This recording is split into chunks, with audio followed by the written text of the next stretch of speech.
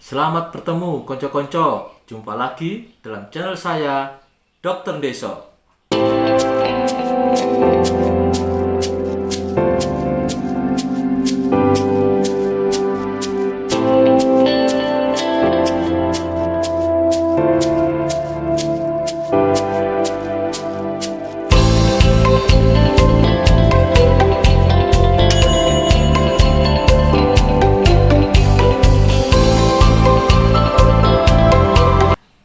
Beberapa bulan belakangan ini, kita mendengar kabar bahwa pemerintah akan mewajibkan dan mengadakan program vaksinasi HPV bagi anak kelas 5 dan 6 SD pada tahun 2023, di mana tujuan program ini adalah untuk melawan kanker mulut rahim. Program ini menimbulkan banyak pertanyaan di masyarakat, karena selama ini masyarakat lebih mengenal Pap smear sebagai program untuk mencegah kanker mulut rahim. Sebenarnya apa alasan pemerintah mengadakan program ini? Apakah vaksinasi HPV lebih efektif dibanding Pap smear dalam mencegah kanker mulut rahim?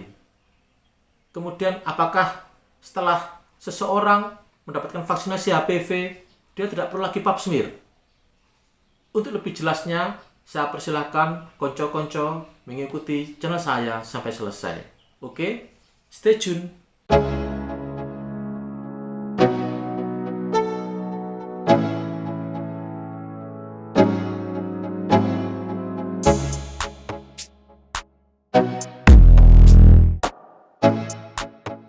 Di Indonesia pada tahun 2020 didapatkan 36.600 kasus baru kanker mulut rahim. Didapatkan 21.000 kematian akibat kanker mulut rahim. Artinya sekitar 50-100 kasus baru per hari atau 2 kematian per hari akibat kanker mulut rahim. Di Indonesia, kanker mulut rahim menjadi penyebab kematian kedua terbesar kanker setelah kanker payudara. Dan setiap tahunnya kasusnya terus meningkat. Di dunia, Indonesia menduduki peringkat ketiga angka kejadian kanker mulut rahim setelah India dan Cina. Angka-angka ini menunjukkan ya bahwa kanker mulut rahim adalah masalah serius bagi para wanita di Indonesia.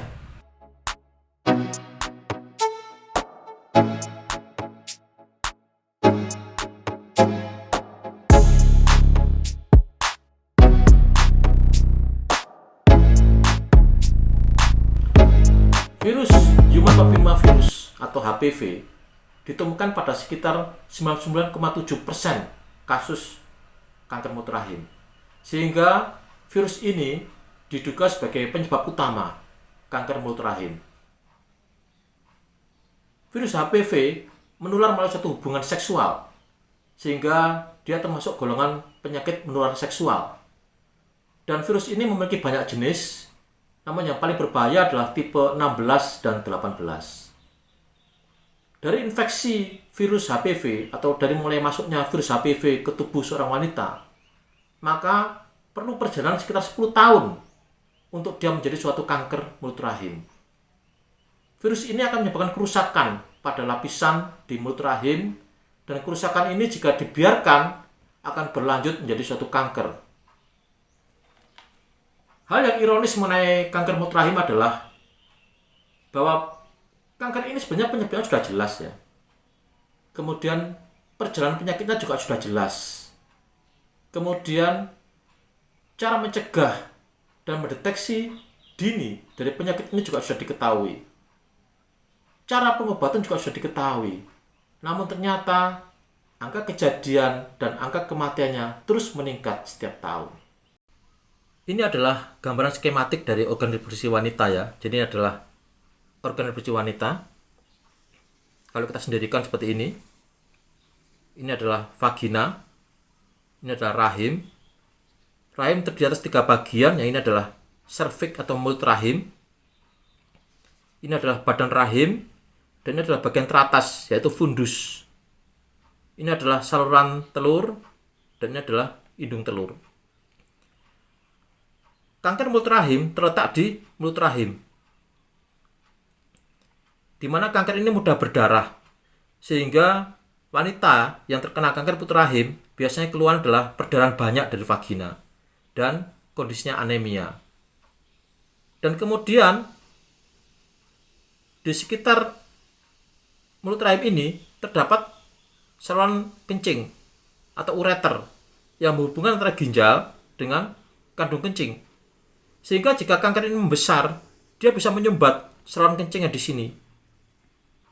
Sehingga seringkali terjadi kondisi pembengkakan ginjal dan akan berakhir dengan gagal ginjal. Gagal ginjal adalah salah satu penyebab kematian wanita dengan kanker mulut rahim.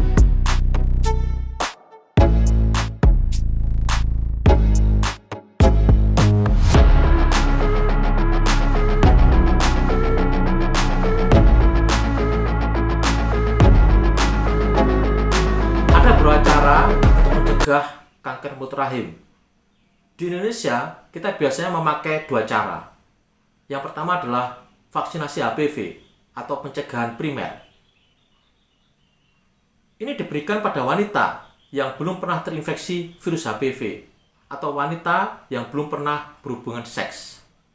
Vaksinasi ini diberikan dengan tujuan agar wanita tersebut memiliki antibodi terhadap virus HPV, sehingga jika suatu ketika dia terinfeksi dengan virus HPV, maka tubuhnya sudah memiliki antibodi dan bisa melawan virus tersebut. Yang kedua adalah pap smear atau pencegahan sekunder. Ini dilakukan pada wanita yang sudah berisiko terkena infeksi HPV atau pada wanita yang sudah pernah berhubungan seksual. Tujuan dari pap smear adalah untuk menemukan adanya kelainan-kelainan di mulut rahim yang kemudian akan diobati dan akan mencegah kelainan tersebut berlanjut menjadi suatu kanker. Ini adalah gambaran skematik tentang bagaimana suatu infeksi HPV berkembang menjadi kanker mulut rahim. Kemudian juga bagaimana bekerjanya vaksinasi HPV dan pap smear. Jadi, seorang wanita dikatakan berisiko terinfeksi HPV jika dia sudah pernah berhubungan seks. Jika seorang wanita berhubungan seks dan terkena infeksi HPV, maka perlu waktu sekitar 10 tahun untuk ini berkembang menjadi satu kanker mulut rahim, di mana infeksi HPV akan menyebabkan kerusakan dari lapisan mulut rahim, dan jika tidak diobati akan berkembang menjadi satu kanker mulut rahim. Vaksinasi HPV diberikan pada wanita yang belum pernah berhubungan seks, atau wanita yang tidak memiliki resiko infeksi HPV, di mana vaksinasi HPV ini menimbulkan antibodi pada wanita tersebut terhadap virus HPV. Dan jika terkena infeksi HPV, maka antibodi itu akan bisa melawan virus HPV. Ini berbeda dengan pap smear, di mana pap smear dikerjakan dalam kondisi wanita tersebut sudah pernah berhubungan seksual atau berisiko terkena infeksi HPV. Nah, pap smear akan menemukan jika ada infeksi, akan menemukan adanya kerusakan di lapisan mulut rahim. Dan jika ini diobati dengan baik, maka tidak akan berkembang menjadi suatu kanker. Itu adalah ulasan sederhana mengenai bagaimana perjalanan infeksi HPV hingga menjadi suatu kanker mulut rahim, dan bagaimana bekerjanya vaksinasi HPV dan bekerjanya pap smear.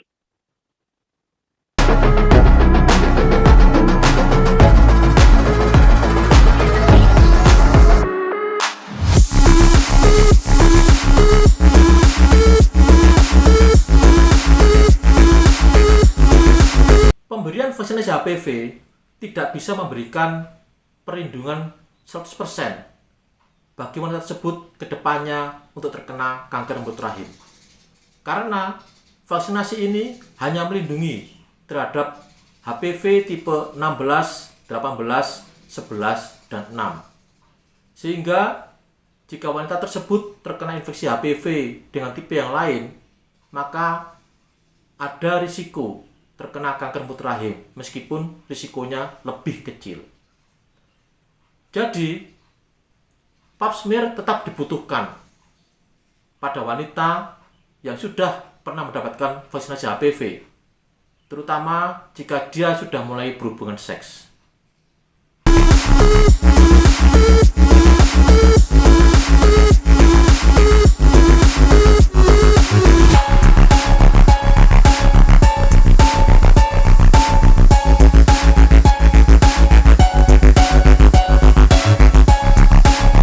Permasalahan pada pemberian vaksinasi HPV adalah harganya mahal. Satu paket dulu sebelum pandemi itu berkisar sekitar 2,1 juta. Sehingga tidak semua wanita sanggup menjalaninya.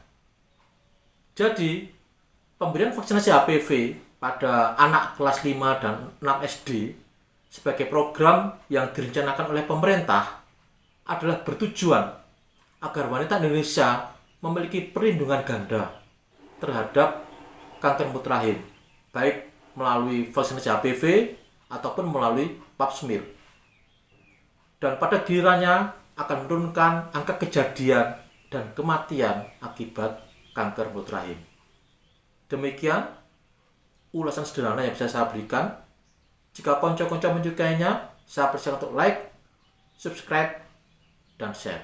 Oke, sampai jumpa.